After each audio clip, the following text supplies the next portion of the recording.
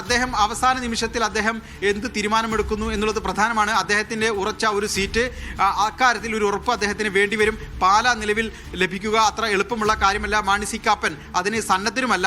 അങ്ങനെയെങ്കിൽ മുസ്ലിം ലീഗ് അടക്കമുള്ള പാർട്ടികളുടെ മുൻകൈയിൽ ഒരു സീറ്റ് അദ്ദേഹത്തിന് ഉറപ്പ് നൽകിയാൽ അദ്ദേഹം എന്തായാലും മുന്നണി വിടാനാണ് സാധ്യത. അക്കാര്യത്തിൽ പക്ഷേ കോൺഗ്രസ് ചില ഉറപ്പുകൾ നൽകേണ്ടത് ഉണ്ട് എന്നൊരു വികാരം മുസ്ലിം ലീഗിനുമുണ്ട്.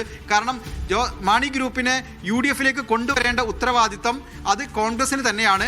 അതിനുവേണ്ടിയുള്ള ചർച്ചകളെല്ലാം തന്നെ മുസ്ലിം ലീഗ് നേതാവ് PK കുഞ്ഞാലിക്കുട്ടി മുൻകൈ എടുത്ത് നടത്തിയിട്ടുണ്ട്. അടുത്ത സ്റ്റെപ്പിൽ അത് കോൺഗ്രസ് നേതൃത്വം അല്ലെങ്കിൽ ഹൈക്കമാൻഡ് തന്നെ മുൻകൈ എടുക്കണം എന്നുള്ളതാണ് മുസ്ലിം ലീഗിൻ്റെ ഒരു തീരുമാനം. അതുകൊണ്ട് തന്നെ പരസ്യമായി ഈ വിഷയത്തിൽ PK കുഞ്ഞാലിക്കുട്ടിയോ മറ്റ് ലീഗ് നേതാക്കളോ പ്രതികരിക്കാൻ തയ്യാറാകില്ല. മുസ്ലിം ലീഗ് അവർക്ക് ചെയ്യാനുള്ള ഭാഗം പൂർത്തീകരിച്ചു എന്ന നിലപാടിലാണ് ഉള്ളത്. ഇനി കോൺഗ്രസ് നേതൃത്വം, അതായത് ഹൈക്കമാൻഡോ KPCCയോ അക്കാര്യത്തിൽ ഒരു ധാരണ ജോസ് കെ മാണിയുമായി ആകുന്ന മുറയ്ക്ക് കോൺഗ്രസിനെ സംബന്ധിച്ച് കേരള കോൺഗ്രസ് എമ്മിന് വേണമെങ്കിൽ ചില ഉറപ്പുകൾ ഉപാധികളൊക്കെ മുന്നോട്ട് വെച്ച് ഇവിടെ UDF കൊണ്ടുവരാം. പക്ഷേ ഇവിടെ ഇടഞ്ഞു നിൽക്കുന്ന ജോസഫ് വിഭാഗമുണ്ട്. PJ ജോസഫിനെ എങ്ങനെ അനുനയിപ്പിക്കുമെന്ന വലിയൊരു പ്രതിസന്ധിയില്ലേ UDF? തീർച്ചയായും അതൊരു വെല്ലുവിളിയാണ്. ജോസഫ് ഗ്രൂപ്പ് ഈ മാണി ഗ്രൂപ്പ് വരുന്നതിനോട് യോജിപ്പുള്ളവരല്ല. അവർക്ക് മുന്നണിയിലുള്ള പ്രാധാന്യം കുറഞ്ഞു പോകും എന്നൊരു ആശങ്ക അവർക്കുണ്ട്. അവരെ കൂടി തൃപ്തിപ്പെടുത്തേണ്ട ഉത്തരവാദിത്തം കോൺഗ്രസിനുണ്ട്. സീറ്റ് വിഭജനം ഒരു പ്രശ്നമാണ്. നിലവിൽ 10 സീറ്റിലാണ് കേരള കോൺഗ്രസ് ജോസഫ് ഗ്രൂപ്പ് മത്സരിക്കുന്നത്. ആ 10 സീറ്റുകൾ നിലനിർത്തുക എന്നുള്ളത് അവർക്ക് സാധ്യമല്ല. കാരണം അങ്ങനെ വരികയാണെങ്കിൽ, ജോസ് കെ മാണി വരികയാണെങ്കിൽ കേരള കോൺഗ്രസ് ജോസഫിൻ്റെ 10 സീറ്റ് എന്നത് ഒരു പക്ഷേ 6 സീറ്റോ 5 സീറ്റോ ആയി കുറയാൻ സാധ്യതയുണ്ട്. അത് അവർക്ക് ആശങ്കപ്പെടുത്തുന്ന ഒരു സാഹചര്യമാണ്. ആ ആശങ്കയാണ് കേരള കോൺഗ്രസ് ജോസഫ് ഗ്രൂപ്പ് നിരന്തരം മുന്നോട്ട് വെക്കുന്നത്. അതുകൂടി പരിഹരിച്ച് മാത്രമേ ജോസ് കെ മാണിയെ മുന്നണിയിലേക്ക് കൊണ്ടുവരാൻ സാധിക്കുകയുള്ളൂ. അത് തന്നെയാണ് നിലവിലുള്ള പ്രശ്നം. അതായത് ജോസ് കെ മാണിക്ക് ഏത് സീറ്റ് നൽകും, എന്തൊക്കെ വാഗ്ദാനങ്ങൾ നൽകാൻ കഴിയും. 2, ജോസഫ് ഗ്രൂപ്പിന്റെ ആശങ്ക എങ്ങനെ പരിഹരിക്കും. ഈ 2 പ്രശ്നങ്ങൾ കോൺഗ്രസ് നേതൃത്വം നേരിട്ട് ഇടപെട്ട് പരിഹരിക്കേണ്ടതാണ്.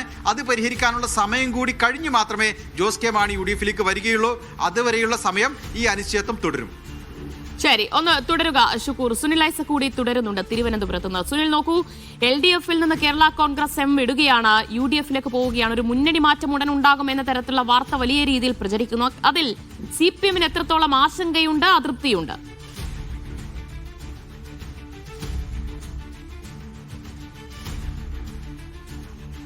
ഏതെങ്കിലും തരത്തിൽ കേരള കോൺഗ്രസ് മാണി വിഭാഗം LDF വിട്ടുപോകരുതെന്ന് ഏറ്റവും കൂടുതൽ ആഗ്രഹിക്കുന്നത് CPM ആണ്. അതിനുവേണ്ടി എല്ലാ തരത്തിലുള്ള വിട്ടുവീഴ്ചകൾക്കും CPM എല്ലാ ഘട്ടത്തിലും അത്തരം വിട്ടുവീഴ്ചകൾ നടത്തിയിട്ടുണ്ട് എന്നതാണ് യാഥാർത്ഥ്യം. നോക്കൂ, തദ്ദേശ തെരഞ്ഞെടുപ്പിന് മുമ്പ് കേരള കോൺഗ്രസ് മാണി വിഭാഗം മുന്നോട്ട് വെച്ച 2 കാര്യങ്ങളായിരുന്നു ഉണ്ടായിരുന്നത്. ഒന്ന്, 1970 മുമ്പുണ്ടായിരുന്ന പട്ടയങ്ങൾക്ക് കൈവശ ഭൂമിക്ക് പട്ടയം നൽകുക എന്നതായിരുന്നു. അത് അനുവദിച്ച് നൽകി. ഒപ്പം ഈ സംവരണ വിഷയവുമായി ബന്ധപ്പെട്ട് എയ്ഡഡ് സ്കൂളുകളിലെ സംവരണവുമായി ബന്ധപ്പെട്ട വിഷയങ്ങൾ അത് എല്ലാ ന്യൂനപക്ഷ വിഭാഗങ്ങൾക്കും നൽകണം എന്നൊരാവശ്യമായിരുന്നു കേരള കോൺഗ്രസ് മുന്നോട്ട് വയ്ക്കുന്നത്. അത്തരമൊരു നിലപാട് സംസ്ഥാന സർക്കാർ എടുക്കുകയും അത് സുപ്രീം കോടതിയെ അറിയിക്കുകയും ചെയ്തിട്ടുണ്ട്. അങ്ങനെ ഏതെല്ലാം തരത്തിൽ വിട്ടുവീഴ്ചകൾ നടത്താൻ കഴിയുമോ അതെല്ലാം ചെയ്തു. മാത്രമല്ല, കഴിഞ്ഞ തദ്ദേശ തെരഞ്ഞെടുപ്പിൽ പ്രധാനമായും LDF കേരള കോൺഗ്രസ് മാണി വിഭാഗം ആവശ്യപ്പെട്ടിട്ടുള്ള പരമാവധി സീറ്റുകൾ അവർക്ക് നൽകുന്ന അടക്കമുള്ള കാര്യങ്ങളും CPM ഭാഗത്തു നിന്നുണ്ടായിട്ടുണ്ട്. അങ്ങനെ ഒരു 3ാം ഭരണത്തിലേക്ക് കണ്ണുവെച്ച് മുന്നോട്ട് പോകുന്ന LDF സംബന്ധിച്ച് അല്ലെങ്കിൽ CPM സംബന്ധിച്ച് മാണി വിഭാഗം വിട്ടുപോയാൽ അത് വലിയ ക്ഷീണമുണ്ടാക്കും. അങ്ങനെ അവരെ വിട്ടുപോകാതിരിക്കാനുള്ള ശ്രമങ്ങളാണ് അവർ നടത്തിക്കൊണ്ടിരിക്കുന്നത്.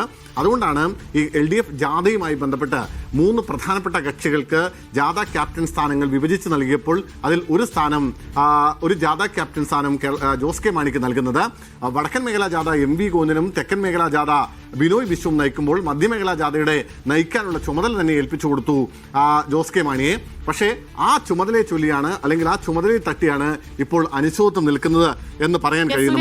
മധ്യമേഖലാ ജാഥ നയിക്കാൻ ജോസ് കെ മാണി ഉണ്ടാകില്ല എന്ന ഡയറക്റ്റായി തന്നെ നേതൃത്വത്തെ മുന്നണി അറിയിച്ചു കഴിഞ്ഞോ? അതിന് എന്ത് കാരണം, അല്ലെങ്കിൽ ഒരു വിശദീകരണം കൂടി നൽകേണ്ടതുണ്ടല്ലോ കേരള കോൺഗ്രസ്? ദിവ്യ, നോക്കൂ, കഴിഞ്ഞ കുറച്ച് നാളുകളായി LDF പരിപാടികളിൽ ജോസ് കെ മാണിയുടെ ഒരു അസാന്നിധ്യം വലിയ തോതിൽ ശ്രദ്ധിക്കപ്പെടുന്നുണ്ട്. കഴിഞ്ഞ ദിവസം നടന്ന LDF യോഗത്തിൽ ജോസ് കെ മാണി ഉണ്ടായിരുന്നില്ല. ഇന്നലെ LDF നടത്തിയ പരിപാടി അത് മാസങ്ങൾക്ക് മുമ്പ് തന്നെ ഉറപ്പിച്ച ഒരു പരിപാടിയാണ്. കേന്ദ്ര സർക്കാരിന്റെ നയങ്ങൾക്കെതിരെ മുഖ്യമന്ത്രിയും മന്ത്രിമാരും ഘടകകക്ഷി നേതാക്കളും ജനപ്രതിനിധികളും അടക്കമുള്ളവർ രക്തസാക്ഷി മണ്ഡപത്തിന് മുന്നിൽ നടത്തിയ ഉപവാസ സമരം. ആ സമരത്തിനും പക്ഷേ ജോസ് കെ മാണി എത്തിയില്ല. അതിന് പിന്നാലെയാണ് ഈ മധ്യമേഖലാ ജാഥ നയിക്കാൻ താൻ ഉണ്ടാവില്ലെന്ന വിവരം Jose K Mani LDF convener N രാമകൃഷ്ണനെ അറിയിച്ചു എന്ന വാർത്ത കൂടി പുറത്തു വരുന്നത്.